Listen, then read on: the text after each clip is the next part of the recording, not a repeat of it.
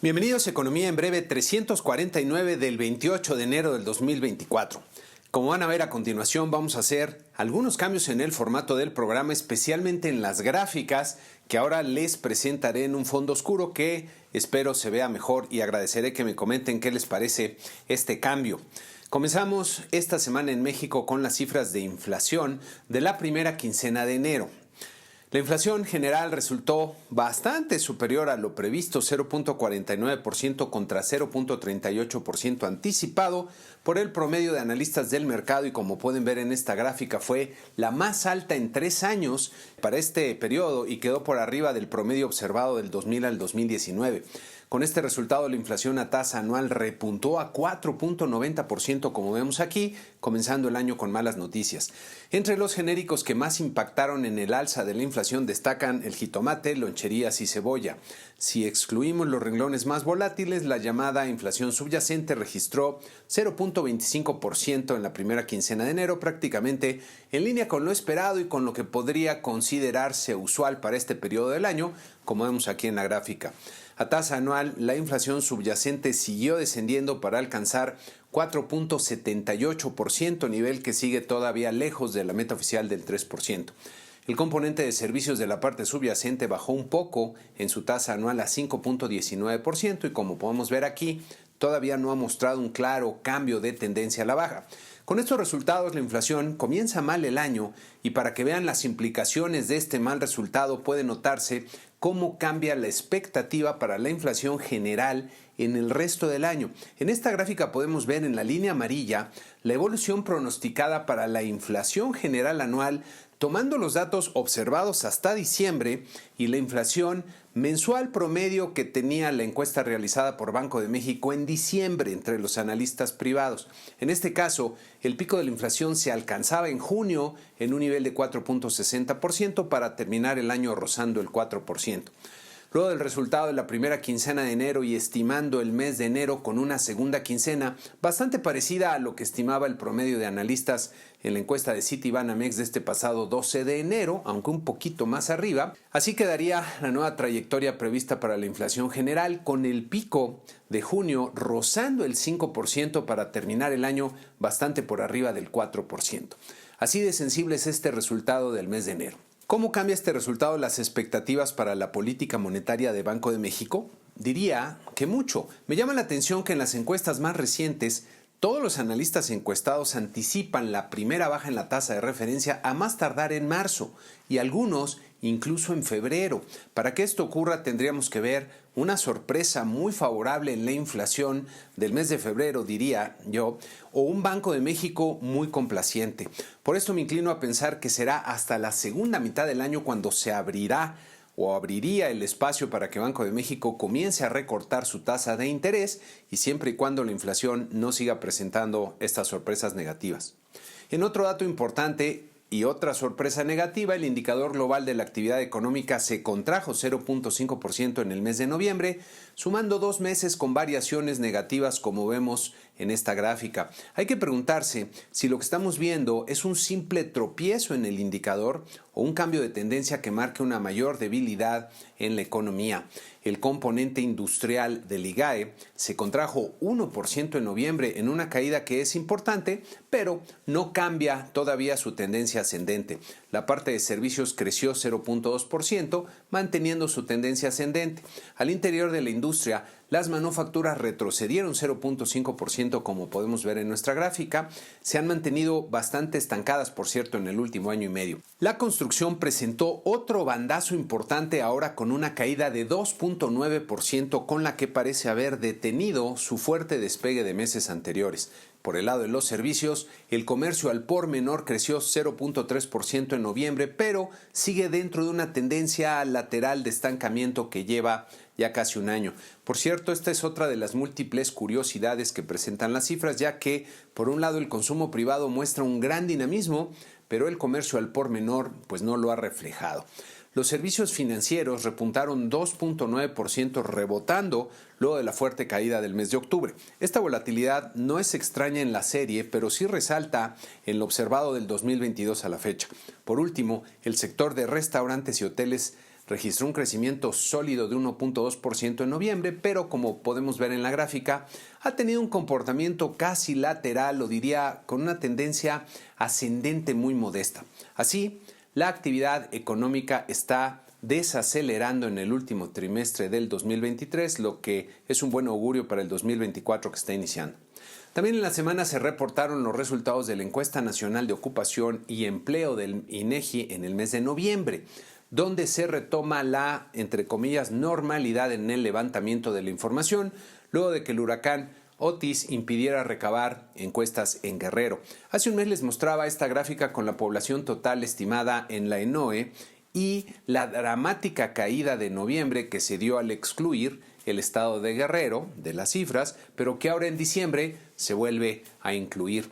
La tasa de desocupación continuó muy bien portada al descender un poquito en sus cifras originales y mantenerse en 2.8% en las cifras desestacionalizadas, como vemos aquí. La población económicamente activa, que es la población de más de 15 años con disposición para ocuparse, sumó 60.7 millones de personas en diciembre. La población ocupada repuntó en diciembre a un nivel de 59.1 millones de personas. El segmento que presentó un fuerte y sorpresivo repunte fue el de la población no económicamente activa pero no disponible, a un nivel de 35.8 millones de personas. Dentro de la población ocupada, el 65% corresponde a trabajadores asalariados, el 21% están ocupados por cuenta propia, un 5% son empleadores y 1.6 millones de personas están desocupadas. Si vemos los ocupados por nivel de ingreso, encontramos que el 32% ganan hasta un salario mínimo, un 35% ganan entre 1 y 2 salarios mínimos, un 10% ganan entre 2 y 3 salarios mínimos y solo un 5% gana más de 3 salarios mínimos. Así está el panorama del empleo en México, con mucha gente que podría trabajar pero decide no hacerlo y con bajas remuneraciones para la mayoría de los trabajadores. Aquí vamos a hablar un poco del entorno político en el país para no aburrirlos demasiado con tantas cifras que tenemos esta semana. En un hecho muy lamentable, se filtraron a internet los datos personales de los periodistas que participan en la conferencia mañanera del presidente López Obrador, y si bien no está claro si esto fue un accidente o una filtración voluntaria, lo cierto es que el respaldo de esta información está a cargo de la oficina del vocero de la presidencia, Jesús Ramírez Cuevas, que es un personaje muy polémico por decirlo menos, especialmente en este entorno de agresión a los periodistas en el que el presidente ha sido el principal acosador de la prensa libre y recientemente ha estado atacando a diferentes medios y periodistas, y ahora entramos en pleno año electoral. Eso hace que esto que ocurre parece pues lejos de ser un accidente desafortunado. Ya veremos si se investiga y se encuentran a los responsables. También en la semana tuvimos las cifras de la balanza comercial que, como saben, registran el intercambio de mercancías con el exterior. En el mes de diciembre se registró un superávit comercial de 4.242 millones de dólares, que resultó 4 veces más grande que el observado hace un año. El comercio total, que es la suma de exportaciones e importaciones, totalizó 94.3 miles de millones de dólares, quedando, por cierto, por debajo del observado hace un año. De hecho, en esta gráfica podemos ver que el comercio total de México viene en retroceso, presentando ya una tendencia descendente respecto a lo alcanzado en meses previos.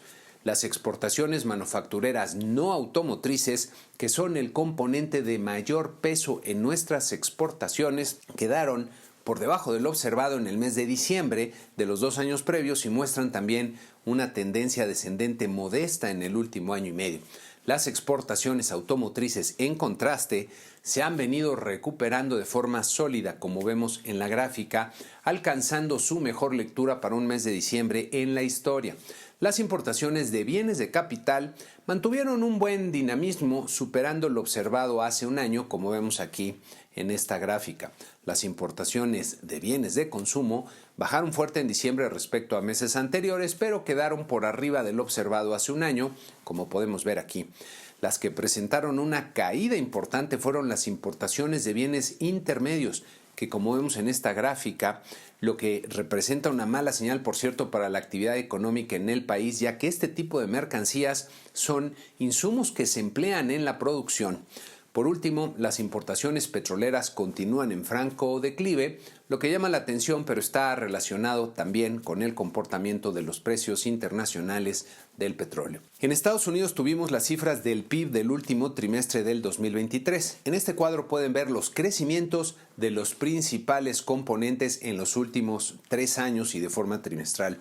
En esta última columna pueden notar que todos los componentes crecieron a tasas positivas en el cuarto trimestre, aunque en general se observa una desaceleración respecto a lo que vimos en el tercer trimestre. Entre los componentes más dinámicos del cuarto trimestre destacaron el consumo en bienes durables, las exportaciones y el gasto gubernamental distinto de defensa. El crecimiento de 3.3% en el PIB total fue mucho mejor al 2% que se anticipaba en los mercados, por lo que fueron buenos resultados. Por otro lado, el reporte de ingreso y gasto personal en consumo presentó buenos resultados en el mes de diciembre. El ingreso personal creció 0.3% tal como se esperaba, recuperando una clara tendencia ascendente en estos últimos 3 meses.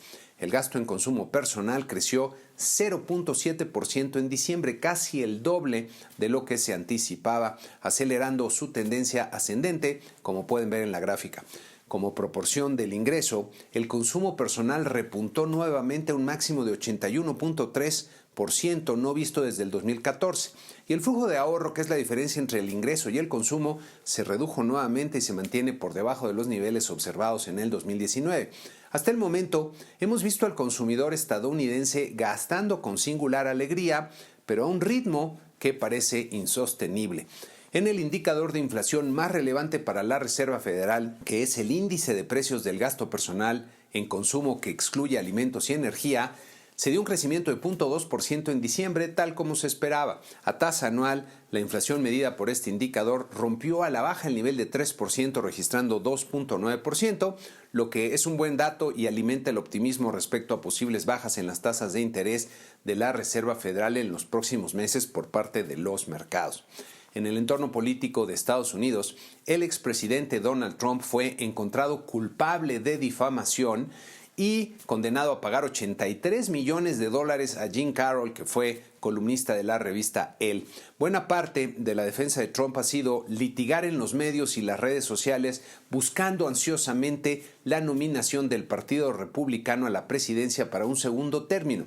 En su camino solo queda Nikki Haley, ya que Ron DeSantis se bajó de la contienda luego de los resultados de New Hampshire. Haley se mantiene gracias al apoyo financiero que ha conseguido levantar, lo que tiene, por cierto, a Trump bastante furioso. Habrá que estar pendientes a los acontecimientos del entorno político en Estados Unidos, ya que la polarización y división a su interior sigue creciendo, lo que es muy mala noticia para ellos y también para el resto del mundo. En el entorno global, el Banco Central Europeo dejó sin cambios sus tasas de interés en su primera decisión de política monetaria del año, pero sin dejar ver qué es lo que harán en los próximos meses. Me parece que los mercados esperaban que, al igual que la Fed, el Banco Central Europeo presentara un mensaje más dovish o más paloma, como se dice coloquialmente en los medios, pero se mantuvieron firmes en su combate a la inflación.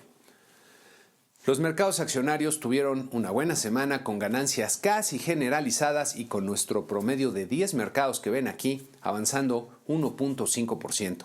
La Bolsa de Valores en México registró una ganancia importante de 2.5% para terminar en las 56.856 unidades. El tipo de cambio estuvo algo volátil y se depreció un poco en la semana para terminar en los 17.16 pesos por dólar. La semana que inicia tendremos nuevamente bastante información económica para comentar. En México veremos el avance de las cifras del Producto Interno Bruto del cuarto trimestre del año, que contiene solo las grandes divisiones, pero nos permitirá comenzar a evaluar si el ritmo de la actividad económica está cambiando.